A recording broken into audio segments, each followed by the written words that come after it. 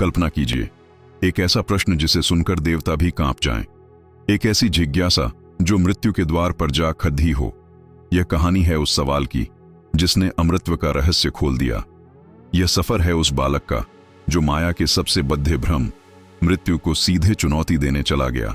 जब पिता के क्रोध ने उसे यम को दान कर दिया तो नचिकेता ने इसे शाप नहीं बल्कि सत्य की खोज का एकमात्र मौका समझा।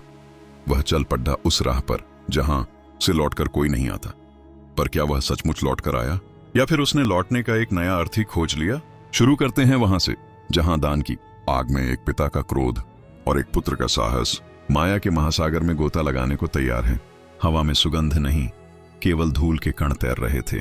आकाश बिल्कुल सफेद, जैसे उसने भी सब कुछ भूलकर एक शून्य का आवरण ओढ़ लिया हो। विदेह के राजा उद्दालक अरुणे के यज्ञ स्थल पर चहल पहल थी, पर वह चहल पहल भी एक निश्चित लय में बंधी हुई थी, जैसे कोई पुराना राग बज रहा हो। राजा ने संकल्प लिया था, सब कुछ दान दे देंगे, धन धान्य भूमि गौएं, वह जो कुछ भी उनकी संपत्ति थी वह सब दान। यह दान अहंकार का नहीं था बल्कि एक तपस्या का था, एक खोज का। पर क्या सब कुछ दान दे पाना संभव है? और वहां खाड़ी डिडियशा था, एक बालक नचिकेता। उसकी आंखों में वह प्रश्न नहीं था जो बच्चों की आंखों में होता है। उसकी दृष्टि सीधी, स्पष्ट और कुछ टटोलने वाली थी। वह अपने पिता को देख रहा था जो गौओं को दान में दे रहे थे। वे गौएं बूढ़ी थीं, दूध देना बंद कर चुकी थीं, चरागाह का घास पचाने में असमर्थ। नचिकेता के मन में एक कसक उठी, यह दान कैसा जो व्यर्थ है, जिसकी उपयोगिता समाप्त हो चुकी है, उसे दान देकर पुण्य की खेती। वह पिता के पास गया, पूछा, पिताजी आप मुझे किससे दान करेंगे? उद्दालक चिढ़ गए। एक बालक का यह प्रश्न उनकी तपस्या में खलल की तरह था। उन्होंने कोई उत्तर नहीं दिया, पर नचिकेता ने दूसरी बार पूछा, पिताजी मुझे किसे देंगे? राजा का क्रोध सीमा तक पहुंचा। तीसरी बार जब नचिकेता ने वही प्रश्न दोहराया तो उबलते हुए राजा ने कहा, जा, मैं तुझे मृत्यु को दान करता हूं। यज्ञ स्थल सन्नाटे में डूब गया। शंख और घंटियों की आवाजें एकदम थम गईं। हवा के कण भी जैसे जम गए। एक पिता ने अपने पुत्र को मृत्यु को दान दे दिया। यह शब्द थे या शाप? नचिकेता खदड़ा रहा। उसके चेहरे पर भय नहीं, आश्चर्य नहीं, एक गंभीर शांति थी। उसने पिता के वचन को शाप नहीं, एक आदेश माना, एक नियति। उसने प्रणाम किया और कहा, जैसी आज्ञा। और वह चल पड़ा था यज्ञ स्थल से, राज्य से मृत्यु के लोक की ओर। लोगों ने देखा वह बालक अकेले, निर्भय, धीरे धीरे चला जा रहा है। उसके कदमों में संदेह नहीं, विचलन नहीं। वह मृत्यु को खोजने निकला था। क्या मृत्यु एक स्थान है, एक देवता है या एक सत्य है? नचिकेता के लिए पिता का वचन ही उसका मार्गदर्शक था। रास्ता लंबा था, अंधकारमय, पर नचिकेता प्रकाश की तलाश नहीं कर रहा था। वह तो स्वयं अंधकार के मध्य से गुजरने का संकल्प ले चुका था। 3 रातें बीत गईं। वह यमलोक के द्वार पर पहुंचा, पर यमदेव वहां नहीं थे। द्वारपाल ने कहा, धर्मराज 3 दिन के लिए बाहर गए हैं, तुम प्रतीक्षा करो। एक बालक मृत्यु के द्वार पर 3 दिन और 3 रात बिना अन्न जल के प्रतीक्षा करता रहा। उसकी प्रतीक्षा में विषाद नहीं था, क्रोध नहीं था, केवल एक धैर्य था, एक जिज्ञासा थी। जब यमदेव लौटे और उन्हें पता चला कि एक ब्राह्मण बालक 3 दिन से उनकी प्रतीक्षा कर रहा है बिना आतिथ्य के, तो उन्हें गहन पश्चाताप हुआ। अतिथि को अपमानित करना महापाप था। यमराज स्वयं दौड़े हुए आए। उनका रूप भयंकर नहीं, वात्सल्य से भरा हुआ था। उन्होंने नचिकेता के चरण स्पर्श किए, कहा, हे ब्राह्मण कुमार, मैंने अनजाने में तुम्हारा अपमान किया है। 3 रातें तुम मेरे द्वार पर बिना आतिथ्य के रहे। इस अपराध के प्रायश्चित के रूप में मुझे तुम्हें 3 वरदान देने दो, तुम जो चाहो मांगो।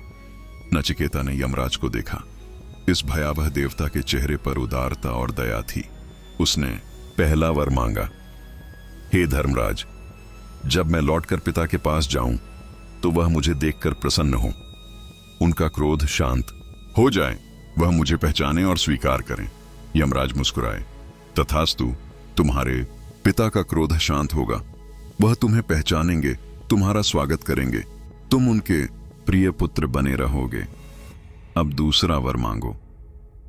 नचिकेता ने कहा, हे देव, स्वर्ग का मार्ग जानने वाले यज्ञ का विधान मुझे बताइए, जिससे मनुष्य संसार के पापों से मुक्त होकर अनंत आनंद को प्राप्त करे। यमराज विस्मित हुए। एक बालक जो अभी अभी मृत्यु के मुख में गया था, वह स्वर्ग और मोक्ष के मार्ग के बारे में पूछ रहा था। उन्होंने विस्तार से उस यज्ञ का विधान बताया जो आत्मज्ञान की ओर ले जाता है। उन्होंने अग्निविद्या का रहस्य खोला। नचिकेता ने ध्यान से सुना, समझा और उसे कंठस्थ कर लिया। यमराज प्रसन्न हुए।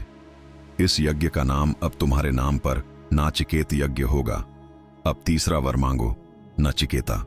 और यहीं वह क्षण आया जहां से यह कथा माया के महासागर में गोता लगाती है। नचिकेता ने यमराज की ओर देखा। उसकी आंखों में एक अटल जिज्ञासा थी। उसने पूछा, हे मृत्युदेव, ये संसार है क्या? हम जीते हैं, सुख दुख भोगते हैं और फिर मर जाते हैं। कुछ कहते हैं मृत्यु के बाद आत्मा रहती है, कुछ कहते हैं सब समाप्त हो जाता है। यह महासंदेह है। मुझे इसका निश्चय ज्ञान चाहिए। मृत्यु के पार क्या है? आत्मा का स्वरूप क्या है? मुझे इसी का वरदान दीजिए। यमराज का चेहरा गंभीर हो गया। यह वह प्रश्न था जिसे सुनकर देवता भी कांप उठते हैं। उन्होंने कहा, नचिकेता, यह प्रश्न सरल नहीं है। इसके लिए सूक्ष्म बुद्धि चाहिए, अदम्य साहस चाहिए। देवता भी इस प्रश्न के उत्तर को लेकर संशय में हैं। तुम कुछ और मांग लो। स्वर्ग के सुख, असंख्य वर्षों का जीवन, अपार संपदा, विश्व का राज्य, कुछ भी मांगो, मैं तुम्हें दे सकता हूं। इस प्रश्न को छोड़ दे अच्युत। नचिकेता ने सिर हिलाया। उसका स्वर दृढ़ था। हे यमराज, आप जो कुछ भी दे रहे हैं वह सब काल के गाल में समा जाने वाला है। स्वर्ग के सुख भी नश्वर हैं, संपदा क्षण भंगुर है। यह शरीर, यह इंद्रियों का सुख, यह राज्य पाठ, सब तो माया है। मुझे स्थायी चीजों से क्या प्रयोजन? मुझे तो वही ज्ञान चाहिए जो स्थिर है, शाश्वत है। यदि आपके पास उत्तर है तो कृपया मुझे बताएं, यदि नहीं है तो मैं वापस चला जाता हूं। यमराज मोहग्रस्त करने वाले लोभ का प्रस्ताव रखते हैं। सुनो नचिकेता, तुम सुंदर रथों में घूमो, दिव्य संगीत सुनो, अप्सराओं का नृत्य देखो। यह सब देवताओं को भी दुर्लभ है। मैं यह सब तुम्हें देता हूं, लेकिन मृत्यु के रहस्य के बारे में मत पूछो। नचिकेता का उत्तर माया पर प्रहार की तरह था। हे धर्मराज, ये सब चीजें तो कल की हैं, आज की नहीं। ये सब इंद्रियों को तृप्त करती हैं, पर आत्मा को भूखा छोड़ देती हैं। मैं एक बालक हूं, पर मैं जानता हूं कि जो देवता भी नहीं जानते, उस ज्ञान के सामने यह सब कुछ भी नहीं है। मैं इन वस्तुओं से तृप्त नहीं हो सकता। मुझे केवल ज्ञान चाहिए। यमराज की आंखों में चमक आ गई। परीक्षा पूरी हो चुकी थी। नचिकेता ने माया के सभी प्रलोभनों को ठुकरा दिया था। वह सच्चे जिज्ञासु थे। अब यमराज ने उन्हें ज्ञान देने का निश्चय किया। यमराज ने गहरी सांस ली और बोले, सुनो नचिकेता, तुमने जो पूछा है वही सर्वोच्च ज्ञान है। इस ज्ञान को पाकर मनुष्य माया के बंधन से मुक्त हो जाता है। इस संसार को दो तरह से देखा जा सकता है। एक है प्रेय, जो प्रिय लगे, जो इंद्रियों को भाए, जो सुखद हो। दूसरा है श्रेय, जो हितकारी हो, जो कल्याण करे, जो सत्य हो। अधिकांश लोग प्रेय के पीछे भागते हैं। वे माया के जाल में फंस जाते हैं। कुछ ही श्रेय का मार्ग चुनते हैं। तुमने श्रेय को चुना है। यह जो तुम देख रहे हो, यह सब माया है। माया का अर्थ है जो है ही नहीं, पर दिखती है। जैसे रस्सी में सांप का भ्रम, जैसे सूर्य की किरणों में जल का भ्रम। यह शरीर, यह नाम, यह रूप, यह संबंध, यह सुख दुख, सब माया के ही खेल हैं। माया ही इस सृष्टि की शक्ति है। वह परमात्मा की माया है। जैसे एक मायावी जादूगर खुद तो अछूता रहता है, पर दर्शकों को ऐसा छल दिखाता है जो सच लगे, ठीक वैसे ही परमात्मा माया के द्वारा यह सारा खेल रचता है, पर स्वयं अछूता रहता है। नचिकेता ने पूछा, पर हे देव, यदि सब माया है तो फिर मैं कौन हूं? यह जो अनुभव कर रहा हूं वह क्या है? यमराज बोले, सुनो, वह जो तुम्हारे भीतर मैं की अनुभूति है, वह तुम नहीं हो। वह अहंकार है जो माया का ही एक सूक्ष्म रूप है। तुम वह नहीं हो जो सोचता है, महसूस करता है या करता है। तुम तो वह हो जो इन सब को देख रहा है। वह दृष्टा, वह साक्षी, वह आत्मा। आत्मा अजन्मा है, अमर है, नित्य है। उसका न आदि है न अंत। शरीर के नष्ट हो जाने पर भी आत्मा नष्ट नहीं होती। जैसे मनुष्य पुराने वस्त्र त्याग कर नए वस्त्र धारण करता है, वैसे ही आत्मा पुराने शरीर को त्याग कर नए शरीर को धारण करती है। नचिकेता की आंखें चौंधिया गईं। पर यह जन्म मरण का चक्र, यह भी माया है? हाँ, यमराज ने कहा। माया के दो गुण हैं, विद्या और अविद्या। अविद्या वह है जो जड़ डीडीएच को चेतन और अस्थिर को स्थिर दिखाती है। यही अविद्या जन्म मरण सुख दुख का कारण है। और विद्या वह है जो इस भ्रम को तोड़कर सत्य को दर्शाती है। तुमने अविद्या का आवरण पार कर लिया है, इसलिए तुम्हें यह प्रश्न पूछने का साहस हुआ। किंतु हे बालक, केवल शब्दों से ये समझ में नहीं आएगा, इसे अनुभव करना होगा। आत्मा को कोई विद्या नहीं सिखा सकती, केवल इशारा कर सकती है। जैसे अंधेरे कमरे में एक माचिस की तीली जलाने से सब कुछ प्रकाशिता हो जाता है, वैसे ही नचिकेता, तुम्हारे भीतर जिज्ञासा की यह ज्वाला जल चुकी है। अब तुम स्वयं ही प्रकाश बन सकते हो। यमराज ने एक दृष्टांत सुनाया। मान लो यह शरीर एक रथ है। यह आत्मा रथ का स्वामी है, बुद्धि है सारथी, मन है लगाम और इंद्रियां हैं घुड्डे। जिसका सारथी बुद्धि दृढ़ है, जिसकी लगाम मन वश में है और जिसके घुड्डे इंद्रियां नियंत्रित हैं, वह रथ सुखपूर्वक अपने लक्ष्य मोक्ष तक पहुंच जाता है। लेकिन जिसका सारथी मूर्ख है, मन चंचल है और इंद्रियां असंयत हैं, वह रथ भटक जाता है, दुर्गति को प्राप्त होता है। माया वह मोहक मार्ग है जो इस रथ को भटकाने का प्रयास करता है, सुख के झूठे फूल बिछाकर, दुख के गड्ढे छिपाकर। पर जिसने आत्मज्ञान प्राप्त कर लिया, उसका रथ माया के उस मार्ग पर नहीं, सीधे सत्य के राजमार्ग पर चल पड्डीडियचता है। नचिकेता ने पूछा, और मृत्यु, इस सब में मृत्यु का क्या स्थान है? यमराज मुस्कुराए। मृत्यु सबसे बद्धा भ्रम है नचिकेता।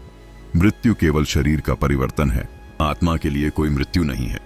जो मनुष्य अपने को शरीर समझता है, उसके लिए मृत्यु भयानक है। जो अपने को आत्मा जानता है, उसके लिए मृत्यु एक द्वार है, पुराने वस्त्र को उतार फेंकने का। मृत्यु माया का सबसे मोटा पर्दा है, जिसे तोड़कर ही कोई जीवन के असली रूप को देख पाता है। तुम स्वयं मृत्यु के द्वार पर आकर खड़े हो गए। तुमने इस पर्दे को अपने साहस से पार कर लिया है, इसलिए अब तुम्हारे लिए मृत्यु एक रहस्य नहीं रही। यमराज ने समझाना जारी रखा। वे उपमाओं के माध्यम से माया और आत्मा के संबंध को स्पष्ट करने लगे। देखो नचिकेता, जैसे सूर्य एक है, पर अलग अलग घड़ीडियचों के जल में अलग अलग प्रतिबिंब दिखता है। गड्ढा टूट जाए तो प्रतिबिंब लुप्त हो जाता है, पर सूर्य वहीं रहता है। ठीक वैसे ही एक ही परमात्मा या परमात्मा अनेक शरीर रूपी घड़ियों में प्रतिबिंबित होता है। शरीर नष्ट होते हैं, पर आत्म तत्व नहीं। माया वह जल है जो प्रतिबिंब को दिखाता है और भ्रम पैदा करता है कि सूर्य गड्ढे के भीतर है। या फिर जैसे आकाश एक है, पर घर गड्ढा मटका उसे सीमित करके दिखाते हैं। आकाश गड्ढे के भीतर भी है, बाहर भी। गड्ढा टूट जाए तो आकाश मुक्त हो जाता है, पर वह पहले भी मुक्त था, बाद में भी मुक्त है। केवल भ्रम था कि आकाश बंधा हुआ है। यह शरीर गड्ढा है और आत्मा आकाश। माया वह दीवार है जो आकाश को बंधा हुआ दिखाती है। नचिकेता शांत होकर सुन रहा था, उसका मन एकाग्र था। यमराज ने फिर कहा, यह सबसे सुंदर उपमा सुनो। मान लो तुम एक अंधेरी रात में जंगल से गुजर रहे हो। रास्ते में एक रस्सी पड्डी है, तुम उसे देखते हो और डर जाते हो। अरे यह तो सांप है। तुम्हारा हृदय धड़धकने लगता है, पसीना छूटने लगता है, तुम भागने को तैयार हो जाते हो। फिर कोई दीपक लेकर आता है, प्रकाश होता है, तुम देखते हो वह सांप नहीं, केवल एक रस्सी है। तुम्हारा भय तत्काल विलीन हो जाता है। यह रस्सी ही ब्रह्म है, सत्य है। सांप का भ्रम माया है, अंधकार अज्ञान है और दीपक ज्ञान है। ज्ञान के प्रकाश से पता चलता है कि जिसे तुम सांप समझ रहे थे, वह केवल रस्सी थी। उसी तरह यह जगत माया का सांप है जो सत्य रूपी रस्सी पर आरोपित है। ज्ञान का प्रकाश होते ही माया का भ्रम दूर हो जाता है और तब जो शेष रह जाता है वही सत्य है। नचिकेता की आंखों में एक नई चमक आई। वह बोला, तो क्या यह सब दुख, संघर्ष, भय सब केवल एक भ्रम है? हां, यमराज ने कहा, लेकिन इसे समझना इतना सरल नहीं, क्योंकि माया बद्दी, सूक्ष्म और शक्तिशाली है। वह तुम्हें बार बार भ्रम में डाल देगी। जैसे स्वप्न में तुम स्वयं को सचमुच दौड़ते, रोते, हंसते देखते हो। स्वप्न में सब सच लगता है, जागने पर पता चलता है कि सब मन का खेल था। इस संसार रूपी स्वप्न से जागने का नाम ही मोक्ष है। यमराज ने अंतिम और सबसे गूढ़ रहस्य की ओर इशारा किया। नचिकेता, सुनो, यह आत्मा जो तुम्हारे भीतर है, वही आत्मा इस सृष्टि के हर प्राणी में है। वही आत्मा मेरे भीतर है। वही आत्मा परमात्मा है। अंतर केवल माया के आवरण का है। जैसे एक ही अग्नि अलग अलग आकार की लकड़ियों में भिन्न भिन्न रूप से प्रकट होती है, वैसे ही एक ही आत्मा अलग अलग शरीरों में प्रकट होती है। तुम, मैं, यह पृथ्वी, आकाश, सब कुछ उसी एक तत्व का विस्तार है। माया के कारण ही यह भिन्नता दिखती है। जब तक तुम स्वयं को अलग समझते हो, तब तक तुम माया के जाल में फंसे हो। जब तुम्हें ज्ञान हो जाता है कि मैं वही हूं, सब कुछ वही है, तब माया का जाल टूट जाता है। इसीलिए कहा गया है, तत्त्वमसि, वही तुम हो। यह तुम वह शरीर या मन नहीं है। यह तुम वह आत्मा है जो सब में एक है। यह महावाक्य ही माया के भेद को मिटा देता है। नचिकेता ने आंखें बंद कर लीं। उसे लगा जैसे कोई भारी बोझ उसके मन से उतर गया हो। भय, संशय, लोभ, मोह सब धुंधलके की तरह छंटने लगे। उसने पूछा, तो फिर इस ज्ञान को पाने का उपाय क्या है? यमराज बोले, उपाय है अभ्यास और वैराग्य। इंद्रियों को विषयों से हटाकर मन को एकाग्र करके स्वयं के भीतर झांको, ध्यान करो, इस प्रश्न पर मनन करो, मैं कौन हूं? यह शरीर नहीं हूं, यह नाम नहीं हूं, यह मन नहीं हूं, तो फिर मैं कौन हूं? इस प्रश्न के गहरे उतरने पर एक दिन अचानक प्रकाश फूटेगा और तब तुम्हें अपना वास्तविक स्वरूप दिखाई देगा। और हे नचिकेता, यह ज्ञान गुप्त रखने योग्य है। इसे उसे ही देना चाहिए जो श्रद्धावान है, जिसकी जिज्ञासा शांत होने योग्य है। यह अमूल्य रत्न है। ज्ञान की गंगा बह चुकी थी। नचिकेता का चेहरा प्रसन्न और प्रकाशित था। उसने यमराज को प्रणाम किया। हे देव, आपने मेरी सभी शंकाओं का समाधान कर दिया। मैं कृतार्थ हूं। अब मैं जानता हूं कि मृत्यु क्या है और जीवन क्या है। मैं माया के भ्रम से मुक्त हो चुका हूं। यमराज ने उसे आशीर्वाद दिया। जाओ नचिकेता, तुम्हारा जीवन धन्य हो गया है। तुमने मृत्यु को जीत लिया है, क्योंकि तुमने उसके रहस्य को जान लिया है। अब तुम्हारे लिए कोई भय नहीं है, कोई बंधन नहीं है। तुम स्वतंत्र हो। नचिकेता वापस लौटा। उसके पिता उद्दालक पश्चाताप की आग में जल रहे थे। जब उन्होंने अपने पुत्र को जीवित और दिव्य प्रकाश से युक्त देखा तो उनकी आंखों से आंसू बह निकले। उन्होंने नचिकेता को गले लगा लिया। नचिकेता ने पिता को यमराज से प्राप्त ज्ञान की बातें बताईं। उसने नाचिकेत यज्ञ का विधान सिखाया और धीरे धीरे वह स्वयं एक महान अर्षि बन गया, जिसने माया के पार का मार्ग दिखाया। कथा समाप्त होती है, पर उसका सार जारी रहता है। नचिकेता की कथा केवल एक बालक की कथा नहीं है। यह हर उस मनुष्य की कथा है जो सुख के पीछे भागते भागते थक गया है, जिसने झूठे आनंद को पहचान लिया है और जो सत्य की खोज मैनिकल पर बेचता है। माया कोई बुरी शक्ति नहीं है, वह एक लीला है, एक नाटक है। समस्या तब होती है जब हम उस नाटक को ही सत्य मान लेते हैं, पात्रों में ही उलझ जाते हैं और भूल जाते हैं कि हम तो दर्शक हैं।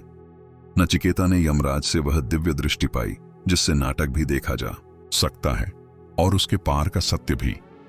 माया का अर्थ है मां नहीं, या जो है, यानी जो है ही नहीं। ये शरीर, ये पहचान, ये संसार, ये सब है तो लगता है, पर वास्तविकता में है नहीं। वास्तविकता तो केवल वही है, वह आत्म तत्व, वह ब्रह्म, वह चैतन्य। नचिकेता की यात्रा हर साधक की यात्रा है। पहला कदम है लोभ और भय का त्याग। दूसरा कदम है एक गुरु की खोज जिसने स्वयं उस सत्य को देखा हो। और तीसरा कदम है गुरु के मार्गदर्शन में स्वयं के भीतर उतरकर उस सत्य का साक्षात्कार। मृत्यु सबसे बद्धा शिक्षक है। वह हमें याद दिलाती है कि यह सब अनित्य है। नचिकेता ने सीधे मृत्यु से ही पूछ लिया, तुम कौन हो? और मृत्यु ने अपना वास्तविक रूप दिखा दिया। वह केवल एक पारदर्शी द्वार थी, आत्मा के निरंतर प्रवाह का। जब माया का पर्दा हटता है तब जो दिखाई देता है उसे शब्दों में बांधा नहीं जा सकता। केवल इतना कहा जा सकता है, वह शांति है, वह आनंद है, वह पूर्णता है, और वह तुम्हारे अपने भीतर इसी क्षण विद्यमान है। बस नचिकेता की तरह प्रश्न करने का साहस चाहिए। और इस तरह नचिकेता का सफर समाप्त नहीं हुआ, बल्कि हर उस इंसान में जारी रहा जो भौतिकता के आवरण को चीरकर असलियत देखना चाहता है। उसने सिखाया कि माया कोई शत्रु नहीं, बल्कि एक कठिन पाठ है, और मृत्यु कोई अंत नहीं, बल्कि एक दर्पण है जिसमें देखकर हम अपनी अमर आत्मा का प्रतिबिंब पहचान सकते हैं। नचिकेता लौट आया, पर वह वही नचिकेता नहीं रहा। उसने माया का वह दिव्य चश्मा पा लिया था जिससे देखने पर संसार का हर दुख एक स्वप्न और हर सत्य एक अनंत आनंद का द्वार दिखाई देता है। तो अगली बार जब जीवन का कोई भ्रम तुम्हें घेरे या मृत्यु का भय सताए, याद करना नचिकेता की वह निडर पगध्वनि, वह प्रश्न जो मृत्यु से भी बद्धा था, और वह उत्तर जो माया से भी सूक्ष्म। क्योंकि अंततः सत्य की यात्रा बाहर नहीं, उस साहसिक पल में शुरू होती है जब तुम अपने भीतर के नचिकेता से पूछते हो, तो असली है क्या? और फिर उत्तर की प्रतीक्षा किए बिना उसकी तरह माया के उस पार देखने का रास्ता बना लेते हो। ज्ञान ही एकमात्र मुक्ति है।